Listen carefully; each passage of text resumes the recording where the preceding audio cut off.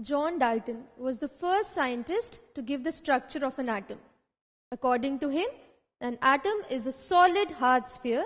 It is electrically neutral, that is, it has no charge on it. So this was the structure proposed by John Dalton. It is a solid hard sphere. Some years later, a scientist named William Crookes performed an experiment using this apparatus. This is known as a cathode ray tube. He connected this end to a negative terminal of the battery and this end to the positive terminal. So this was the negative terminal and this was the positive terminal. He then switched on the battery. He observed that a beam passed from the negative terminal to the positive terminal. William Crookes called this ray passing from the negative terminal to the positive terminal as cathode rays. In physics, you have studied that unlike charges attract and like charges repel. So if this beam moved from the negative terminal to the positive terminal, so that is, it is attracted towards the positive terminal, so this should be negatively charged. A scientist named J.J. Thomson wanted to verify that this cathode ray consists of negatively charged particles. He repeated the experiment. And then he bought a negatively charged rod near the beam. So see, as he brings the rod near the beam, it gets deflected. It moves away from the negatively charged rod. So he repeated this. So again, in physics you have studied that like charges repel, unlike charges attract. When J.J. Thomson brought the negatively charged rod near the beam, it was deflected. It moved away from the rod. That means like charges repel. So the cathode ray consisted of negatively charged particles. So from this experiment, Thomson was able to conclude that the cathode rays consist of negatively charged particles, which are now called electrons. These negatively charged particles, that is electrons, are an important part of all atoms. And different experiments were performed which showed that the electrons have both definite mass and definite electric charge.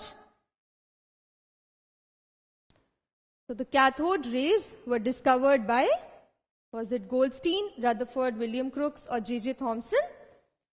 So William Crookes had discovered the cathode rays by connecting the ends to the negative and the positive terminal. The cathode ray connected to the negative and the positive terminal. He had discovered the cathode rays. And later on, J.J. Thomson had proven that the cathode rays consist of electrons. But initially, the cathode rays were discovered by William Crookes. Some years later, a scientist named Goldstein, he performed the same experiment. He observed that when the cathode rays move from the negative to the positive terminal, at the same time, a beam moves from the positive towards the negative terminal. So a beam also moves from the positive to the negative terminal. He called this beam as anode rays.